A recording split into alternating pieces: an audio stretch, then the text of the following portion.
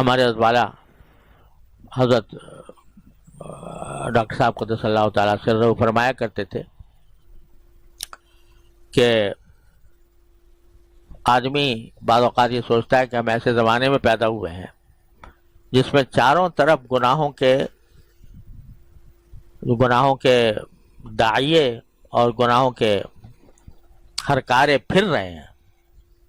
آنکھوں کو پناہ نہیں ملتی، کانوں کو نہیں ملتی، زبان کو نہیں ملتی. تو اب کیا کریں؟ ہم مجبور ہیں، اسی معاشرے میں جینا ہے، اسی میں رہتے ہیں. ایسے لوگوں سے ملنا جلنا بھی ہوتا ہے.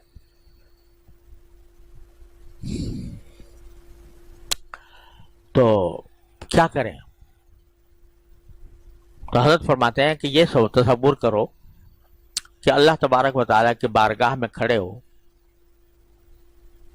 اور وہاں یہ عذر پیش کر رہے ہو کہ یا اللہ، آپ نے ہمیں پیدا ہی ایسے زمانے میں کیا کہ جس میں چاروں طرف گناہوں کے اسباب جمع تھے. اگر آپ ہمیں کہیں صحابہ کے زمانے میں پیدا کر دیتے تو ہم ویسے بن جاتے، لیکن آپ نے ہمیں پیدا کیا 20ویں 21ویں صدی میں، تو ہر طرف گناہ ہی گناہ تھا، آگ بھڑکی ہوئی تھی. کیسے بچاتے ہیں اپنے آپ کو؟ تو یہ عذر تو تم نے پیش کر دیا. اس کے جواب میں اللہ تبارک و تعالیٰ اگر یہ پوچھیں کہ بتاؤ کہ جو آگ بھڑکی ہوئی تھی، گناہوں کی آگ بھڑکی ہوئی تھی، اس سے بچنے کے لیے مجھ سے کبھی رجوع کیا؟ کبھی مجھ سے مانگا کہ یا اللہ یہ آگ بھڑکی ہوئی ہے، مجھے بچا لے اس سے؟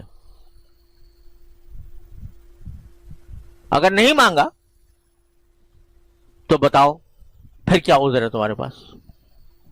کیا تمہیں میری قدرت پر یقین نہیں تھا؟ کیا تمہیں میری رحمت پر یقین نہیں تھا؟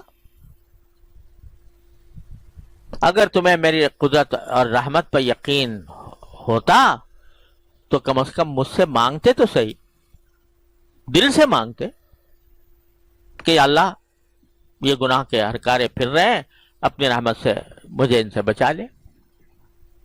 پھر تمہارا عذر بے شک ہوتا. لیکن اگر تم نے مجھ سے مانگا ہی نہیں تو پھر اب کیا عذر ہے؟ تو بتاؤ کیا جواب دو گے؟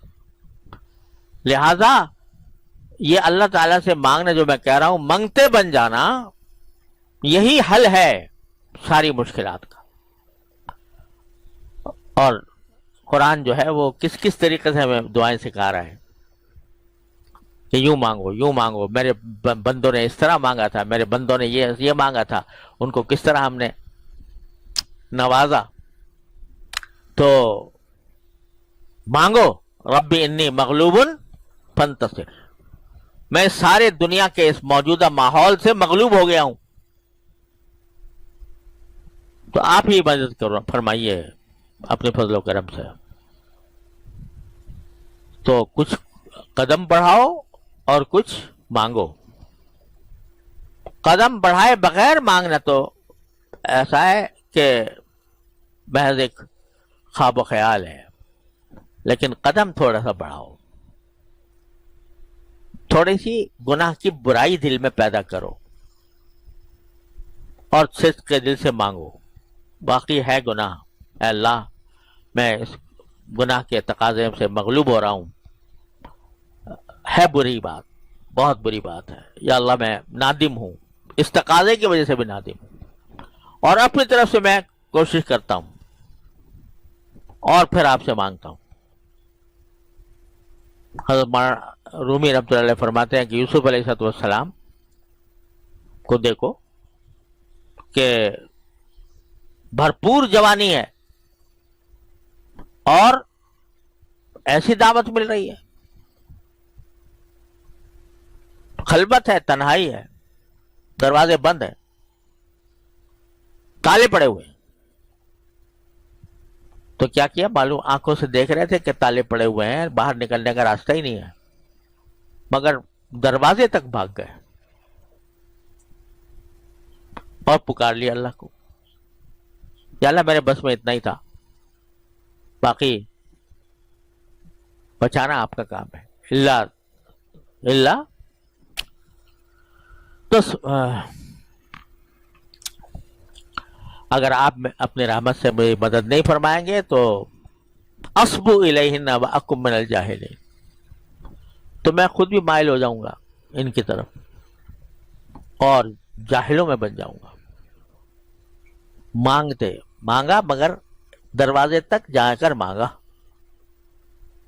تمہارا رومی فرماتے ہیں کہ گرچہ رکھنا نیست عالم را پدید، خیرہ یوسف وار می باید دوید۔ اگرچہ تمہیں کوئی رکھنا نظر نہیں آ رہا، باہر نکلنے کا راستہ نظر نہیں آ رہا، لیکن کم از کم یوسف کی طرح، یوسف علیہ السلام کی طرح بھاگ تو جاؤ دروازے تک، دیکھو پھر دروازے کون کھولتا ہے۔ گرچہ رکھنا نیست عالم را پدید، خیرہ یوسف وار می باید دوید، یعنی یوسف علیہ السلام کی طرح بھاگ کے جانا چاہیے جتنا ہو سکے۔ تو جب بھی ایسی صورتحال پیدا ہو جس میں آدمی اپنے آپ کو مجبور پا رہا ہو کہ بھئی کہیں مجھ سے گناہ سرزد نہ ہو جائے، تو یہ چھوٹی سی دعا ہے، یاد کر لو، رب انی مغلوب فانتصر، اے میرے پروردگار میں مغلوب ہوں، مجھے مدد فرما میری۔ تو یہ ہے تو چھوٹی سی 2-3 لفظ کی، لیکن میں نے کہا کائنات پوشیدہ ہے اس میں کائنات پوشیدہ ہے۔ مغلوبیت چاہے جسمانی ہو، چاہے روحانی ہو، چاہے دنیاوی ہو، چاہے اخروی ہو، جیسے بھی مغلوبیت ہو، کوئی دوسرا غالب آ رہا ہے تو یہ مانگ لو اور مانگتے رہو۔ یہ نہیں کہ ایک مرتبہ مانگ کے فارغ ہو گئے، مانگتے رہو، منگتے بن جاؤ، پھر دیکھو اللہ تبارک و تعالیٰ کس طرح دروازے کھولتے ہیں، کھولیں گے اور ضرور کھولیں گے انشاءاللہ۔ اور انشاءاللہ جب پیشی ہوگی تو کم از کم تم یہ کہہ سکو گے یا اللہ میں نے آپ سے مانگا تھا، میں نے آپ سے مانگا تھا، کوشش بھی کی تھی اور مانگا بھی تھا۔ تو پھر کیا وہ کچھ دشمنی ہے تمہارے ساتھ اللہ میاں کو کہ پھر بھی تمہیں جہنم میں ڈال دیں گے؟ کوئی دشمنی ہے؟ وہ انشاءاللہ رحم فرمائیں گے۔ اللہ تعالی ہم سب کو توفیق عطا فرما دے۔